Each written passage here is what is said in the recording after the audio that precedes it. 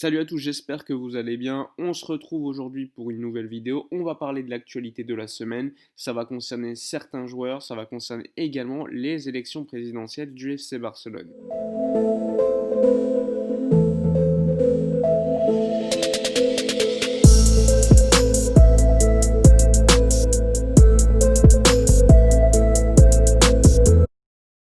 On commence évidemment à parler de certains joueurs, notamment Ansu Fati. Comme vous le savez, il s'est blessé lors du match contre le Real Betis. Hier, dans la matinée, il s'est fait opérer au ménisque. On a appris dans l'après-midi, via un communiqué du club, qu'il sera bien absent pour une durée aux alentours de 4 mois. Donc une grosse perte pour le FC Barcelone. C'était peut-être le jeune le plus intéressant depuis quelques années. Le meilleur joueur, selon moi, et le plus régulier depuis le début de la saison. On sait que sa blessure est plutôt grave, mais ça aurait pu être largement pire. Ansu Fati, ça reste un jeune joueur, il n'a que 18 ans, donc il a préféré de se faire opérer plutôt de jouer en retirant son ménisque ou avoir un traitement conservatoire, c'est-à-dire éviter l'opération. Mais dans ce cas-là, c'est risqué sur le long terme, tu risques d'avoir énormément de blessures, et ça on l'a vu avec un autre joueur de l'effectif, Samuel Umtiti. Alors Ansu Fati, comme vous pouvez le voir à l'écran, il s'est fait opérer du ménisque, c'est-à-dire qu'il y avait une fissure à l'intérieur.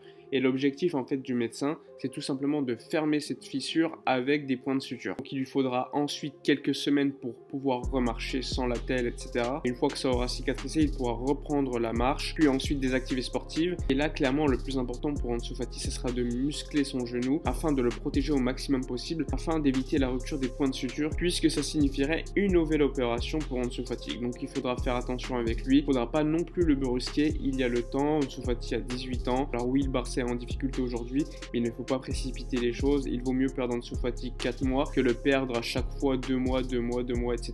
On sait qu'Ansu Fati, c'est un joueur avec énormément de mental. Il a connu une grosse blessure lorsqu'il avait 14-15 ans, où il n'avait pas joué au foot pendant un an. Il avait une blessure au tibia péroné. Ce qui est également important pour Ansu Fati, c'est qu'il est bien entouré. On sait qu'après le match contre le Real Betis, il n'était pas forcément dans un état super joyeux, ce qui est plutôt logique. Mais bon, il est complètement conscient qu'il vaut mieux qu'il soit blessé 4 mois que blessé plusieurs fois jusqu'à la fin de sa carrière. Enfin bref, on a également appris que Samuel Umtiti commençait à s'entraîner avec le groupe de manière assez régulière. Et normalement, à la fin de la trêve internationale, il pourrait être convoqué par Ronald Koeman. Personnellement, cette trêve internationale, vous le savez, je la comprends pas, surtout pour les joueurs européens qui enchaînent encore une fois énormément de matchs. 3 matchs de sélection en quelques jours, sans pause, et après la reprise de la Ligue des Champions, des matchs de championnat. Donc pas de repos, et c'est logique qu'il y ait énormément de blessures cette saison. Les quelques joueurs sud-américains comme Lionel Messi, eux, sont arrivés à destination, et eux, contrairement aux Européens, ils devraient jouer 2 matchs de qualification pour la Coupe du Monde. Concernant le mercato, il est important d'en parler, même si c'est assez étonnant d'en parler parce qu'on sait que c'est la direction intérimaire qui est maintenant aux commandes, mais il y a quand même certaines informations qui ont filtré, comme par exemple qu'en janvier, le Barça va encore une fois tenter de signer Memphis Depay, non pas pour remplacer Ansu Fati, mais tout simplement parce que Koeman considère qu'il manque un joueur offensif au Barça, et donc potentiellement un départ de Martin Braithwaite ou encore Junior Firpo sur le côté gauche qui ne joue pas depuis le début de la saison. Même chose pour Eric Garcia, qui pourrait renforcer la défense centrale dès le mois de janvier. Par contre, si la direction intérimaire arrive à des accords avec les clubs comme l'Olympique Lyonnais ou Manchester City pour signer les joueurs dont je viens de vous citer les noms, eh bien il y aura une clause dans leur contrat qui permettra courant janvier, lorsqu'on connaîtra le prochain président, eh bien par exemple si le 15 janvier il y a un accord entre Manchester City et le Barça pour signer Eric Garcia, il faudra attendre le 20 janvier pour que le prochain président, nommé par les socios, confirme ou non le transfert du joueur. On sait que Memphis Depay voulait déjà rejoindre le Barça l'été dernier. On sait évidemment qu'Eric Garcia pense qu'au FC Barcelone, qu'il a refusé une prolongation de contrat de la part de Manchester City.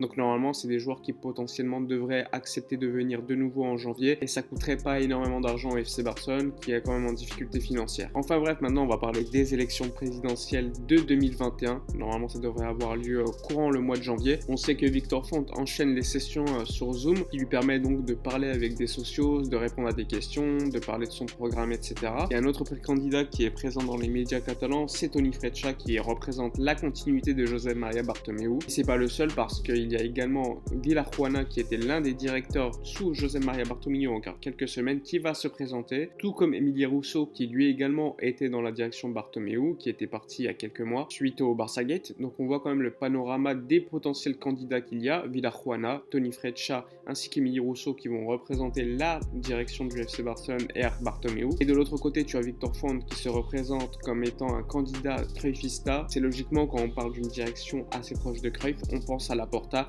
qui normalement devrait officialiser sa candidature d'ici quelques jours. Il a même contracté un bail pour un local en plein Barcelone pour les élections pour faire campagne. On a même appris de la bouche de certains personnages clés des élections, comme des anciens membres de la Masia, qu'ils ont été contactés personnellement par Joan Laporta pour revenir au FC Barcelone. Donc normalement, Joan Laporta va bien participer à ces élections présidentielles. Assez clairement, ça sera lui le grand favori. Une autre personne qui devait se présenter mais qui finalement ne va pas le faire, c'est Jordi Roche, ami de Sandro Rosell, ancien président de la Fédération catalane ou encore président de Girona. Normalement, il devait se présenter, mais finalement, après une réunion avec son équipe économique, ils ont quand même considéré qu'il ne fallait pas se présenter, qu'il était trop compliqué pour eux d'arriver à la présidence du FC Barcelone, surtout qu'économiquement, le Barça est quand même dans une situation très compliquée aujourd'hui. Autre information concernant la baisse des salaires, vous le savez, le Barça est en difficulté financière et donc ceux qui sont à la tête du FC Barcelone aujourd'hui, notamment Carles Tusquets, qui est le président de la direction intérimaire, eh bien, il considère qu'il est nécessaire que les salaires des joueurs diminuent de manière drastique. Et donc aujourd'hui, il y avait une réunion qui devait être organisée et normalement, l'effectif du Barça juge excessif que le club veuille économiser 190 millions d'euros sur sa masse salariale, considère que c'est injuste parce que ceux qui vont devoir baisser leur salaire, c'est les joueurs de l'équipe première et de l'équipe B et pas les joueurs par exemple du basket ou d'autres sections qui eux quand même ont des salaires plutôt importants. En plus de cela, les joueurs ils considèrent tout simplement que le président de la direction intérimaire, Carles Tusquets, il n'a pas la légitimité pour parvenir à un accord qui est aussi important que cela. Il faut savoir que le président de la direction intérimaire, normalement, il doit s'occuper seulement d'actes qui permettent au bon fonctionnement du club. Et ça, c'est une négociation trop importante pour qu'il le fasse lui-même. Donc, il considère qu'il est illégitime et qu'il faut attendre la prochaine direction pour pouvoir négocier directement avec eux. Les joueurs, ils considèrent que la fonction principale de Carles Tusquets, c'est de déclencher des élections le plus tôt possible, pas de négocier des baisses de salaire, qui mettront évidemment la prochaine direction dans une situation compliquée parce que c'est pas eux qui l'auront géré. Carles Tusquets, lui, veut clairement arriver à un accord collectif avec le même pourcentage de réduction pour tout le monde.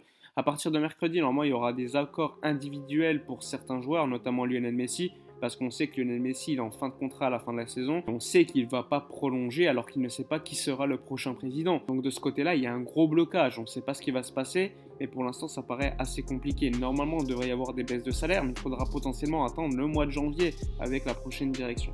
Pour l'instant, stand-by. Le club pourrait baisser les salaires de manière unilatérale, mais ce serait plutôt dangereux parce que les joueurs après vont se plaindre à la justice et ça pourrait durer assez longtemps. Donc le plus important, ce serait arriver quand même à des accords directement avec les joueurs.